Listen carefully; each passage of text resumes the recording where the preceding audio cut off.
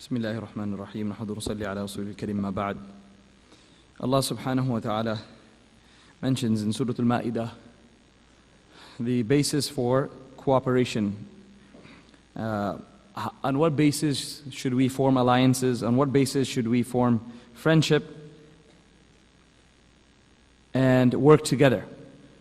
People are always forming groups, cliques, social groups, friends, circles, to do things. Allah subhanahu wa ta'ala says in Surah Al-Ma'idah, in the second ayah, وَتَعَاوَنُوا عَلَى الْبِرِّ وَالتَّقْوَى. He says, assist each other in furthering virtue, وَالتَّقْوَى, and in creating Allah consciousness, God consciousness, taqwa. This is the basis for our friendship. So all of us should look at our groups of who we befriend, who do we socialize with, and who do we spend our weekends with, maybe our iftar parties with. What is the basis of this friendship? What is the basis of this meeting? Many times we spend a lot of time with an individual. We go to their house back and forth and exchange gifts. When someone says, oh, but did you hear that your friend of yours did such and such? I'm very surprised. So the answer you'll get is that, oh no, that is not I don't have a real friendship with him. But you go to their house so often, they go to your house so often, your kids meet each other and whatnot. So this is just a business relationship. Or this is some other type of relationship. But if a relationship becomes so demanding, and a relationship becomes so extended that we are meeting each other on a weekly basis, daily basis, monthly basis, wives are meeting, children are meeting, going back and forth, exchanging of gifts and whatnot, then for it to be just a business relationship is actually a very high investment, a high investment of our time and our wealth. Just to further our business, if we have to do so much, then you have to ask yourself, do you really have so much time on your hands to do that? So probably it's just not business, it's something beyond that. But it's simply we feel uncomfortable. We feel uncomfortable acknowledging the fact that the one who I hang out with, the one who I socialize with, he or she is involved in such actions which do not conform with Islamic teachings. Maybe you conform to that, I conform to that, but the person who I'm spending time with, he's not conforming to that. Now they have two options. One is to say, I'm friends with him, but I disagree with this. I'm totally against this. Now who do we stay loyal to our friendship or to Allah? And the second is a person takes the bold step and says, okay, this is something too much for me. If a person is involved in this type of sin, I cannot spend time with him. I cannot be friends with him. One of our brothers here, ulama and Arab brothers, mashallah, he came visit the school here. He was speaking to our students a couple of years ago. I remember an incident. He said in Syria, he grew up in Syria, and he had a best friend in high school. He said we always used to work together and always used to have weekends together and weekdays together, and best possible friend you could ever had, who had the best character. But only one small little problem. He wouldn't pray salah. He said he wouldn't pray at all. He said, I used to pray, of course, come from good family. He said, but he didn't pray. But he had such amazing character, really nice man, good kid, good friends. So he said that one day he insisted, come on, let's go. It's Maghrib time or whatever salah it was. Let's go. So he said, he asked the sheikh, or he asked his teacher, what should I do? He said, well, you have to see how much you can push him. If there's a time and limit comes when he makes it very clear he's not going to pray, then it has to be the end of your relationship.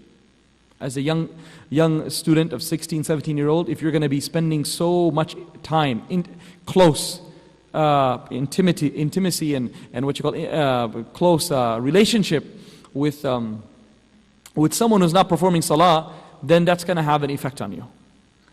So he said one day I pushed him. I said, come, let's go for salah. And we went. He said the adhan, the back home, the masajid, the open, he can see right into the masjid. The adhan is out loud on the mics and everything. He said, we heard the adhan, we were walking together, he was happy. When I got to the masjid entrance, and I'm walking in, he said, no, I'm sorry, I cannot go any further. I just cannot go further inside. And he turned around in retreat and left. And of course I came in and prayed my fard salah. So he said that was that time, 11th grade or 12th grade, until now. He said, I have completely, based on my teacher's opinion, severed those ties of close friendship. Yeah, probably here and there meet him somewhere, that's a different thing. He said, but close friendship cannot be with someone who neglects the salah. Because that will rub off on a person. Most definitely it will have an effect. At the very least, a person will stop considering it a big problem. When your best buddy is involved in something, you know that, how it is. Someone says, oh, did you hear about, wow, That's horrible. With the same crime or same sin or same misdemeanor or whatever you want to call it, our own does it. It happens sometimes, you know. You got to give them benefit of the doubt. We'll come up with excuses because we don't want to acknowledge the fact that someone close to us is involved in something like that. So we'll try to come up with some excuse. So we cannot come up with excuses for leaving and neglecting salah. Where does that put us? So the Quran is telling us, وَتَعَاوَنُوا عَلَى الْبِرِّ وَالتَّقْوَى. You want to help each other? You want to build a co-op? You want to build a friendship? You want to build a relationship? What should it be based on? It should be based on righteousness and taqwa. Or if you want to have a WhatsApp group, this is the basis of that.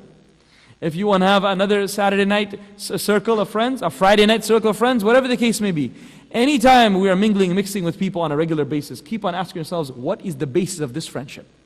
If the basis of this friendship is not deen, then it's not something that, there's no such thing as neutrality. It's either going to be beneficial for you or it's going to be harmful for you. There's no such thing as just being neutral. It has to be one or the other. It will take us closer to Jannah or take us closer to Jahannam. And it's not something that's going to stick in the middle.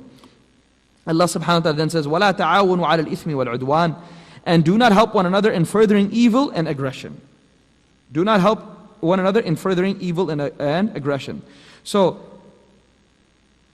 no matter how inviting and attractive any type of enterprise, any type of organization, any type of group, clique, no matter how inviting and interesting it seems, we have to see that what is being achieved at the end of this gathering? What is being achieved at the end of this meeting? Is it deen or is it the lack of? And this is the difficult pill that you and I have to be willing to take, is that at times we have to give preference when it comes to spending time, our weekends, our free nights, with people who are not necessarily part of our friend circle or part of our relatives, but they have deen within them. And it is in the best interest of yourself, your spouse, and your children that you spend time with that family. And sometimes our very own. Every time we go back, the kids come back with some new request. Every time we come back, the spouse comes back with a new demand or a request. Because they're not in the same wavelength. We meet, but when we meet, there is a different environment there than the environment you have created at home. And you cannot explain to little kids that this is why your cousins are doing this, but this is why you're not allowed to do that. But why? Don't we all have the same Allah? Don't we have the same Sharia? Yes, we do, but people, they raise their children differently. People have different priorities in life. So this becomes quite challenging for the little ones. And forget about the little ones, it becomes challenging for us as well. Because the more, if we spend time and we spend in those homes and the environment, eventually the desire of that, the lust of that comes to us.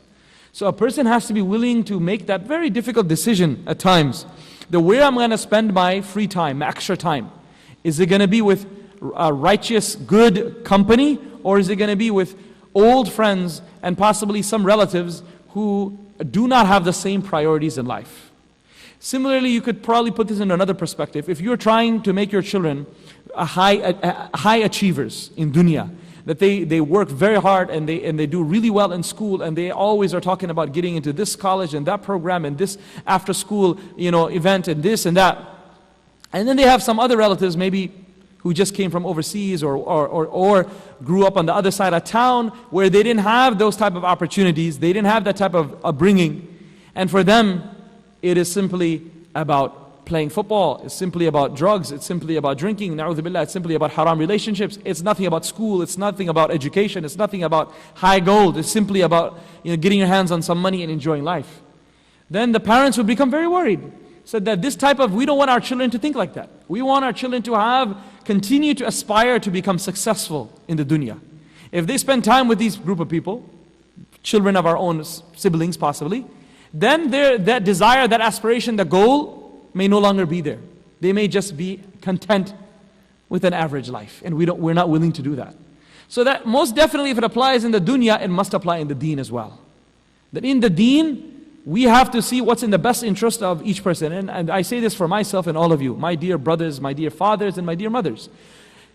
We are all going into our grave ourselves, alone. No husband has taken his wife into the grave, no matter how much he loves her, and no matter how much she loves him. No one will be willing to go before their time into the grave to spend time and give company to their beloved one in the grave. It's just never been, I never heard of a story like that. That they loved each other so much that they said, "Chalo, we'll go in with you as well," before time. It never happens. No children have loved their parents like that either. Obviously, no brother or sister, uncle and aunt and sibling and nephew.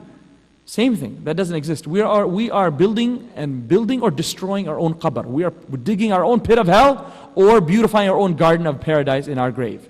So when we make these decisions for our children and for ourselves, you and I have to seriously look at what's in the best interest of our deen. We have to see what's in the best interest of our deen. How is this going to further our deen? Every move you make, every party you choose to accept, not to accept, every party you choose to attend or not to attend, you have to keep on asking yourself, how will this affect my children and myself and my spouse and the goals we have set in our life? Just to simply bring a smile on someone's, just to make someone happy, we cannot destroy our deen. So if someone invites us to an event in which haram is taking place, yes, they would be happy if you showed up. But then you know that if I come here and something haram is taking place and I'm going to be وَتَعَاوَنُوا عَلَى الْإِثْمِ وَلَا تَعَاوَنُوا عَلى الْإِثْمِ وَالْعُدْوَانِ. The Quran is saying, do not assist one another when it comes to aggression or sin. I am assisting him in sin by participating here. By attending here, I am giving him my stamp of approval that this event, this wedding in this manner is great. And that is furthering evil. Maybe we are not thinking along those lines. Maybe we're thinking that I'm not doing it, he's doing it. So let me just go participate. No. It's called a partner in crime. So one person robs the bank and the other one drives him away. They're both sinners. They're both criminals in the eyes of the court. You cannot say, no, I didn't rob him. I didn't rob the bank. I just simply assisted with the drive away. They're both in trouble. In the matter of deen, the one who participates, even like we heard, the one who listens to backbiting, he is regarded as a backbiter. Because if we didn't listen, who would he backbite to? He cannot speak to the wall. He would keep quiet and say, okay, no one is listening and giving me any attention. So similarly, in all general things of our deen, in our future of our kids, you and I cannot simply look at what others are doing. But she is doing that, he is doing that, this relative is doing that. They all have different priorities. Allah has allowed you to sit here. Not all of your relatives and my relatives are sitting here. Not all of your relatives and my relatives are performing their Fajr and Isha in the masjid or full Taraweeh or whatnot. We know that. And we ourselves who are we to judge against other people? We ourselves are so weak. One day we're like this, the other day we're like that. Fluctuates like anything. So whatever little deen we have, alhamdulillah, but we have to preserve it. And we have to ensure that when we make a decision, we're making a decision in the best interest for ourselves and our family, number one. What's going to get me a garden of paradise in my grave? And what's going to give me a higher status in Jannah? And these are the type of people you and I need to hang out with. These are the type of people you need to have conversations with. These are the type of people that our families need to know each other. That will, inshaAllah ta'ala, bounce off against each other good ideas, productive ideas, deeni ideas. And together, inshaAllah, we can build a beautiful community. We can build a beautiful friendship. You know, alhamdulillah, that's the basis of this masjid, this is the basis of this institute, is what? To bring people who care about the deen.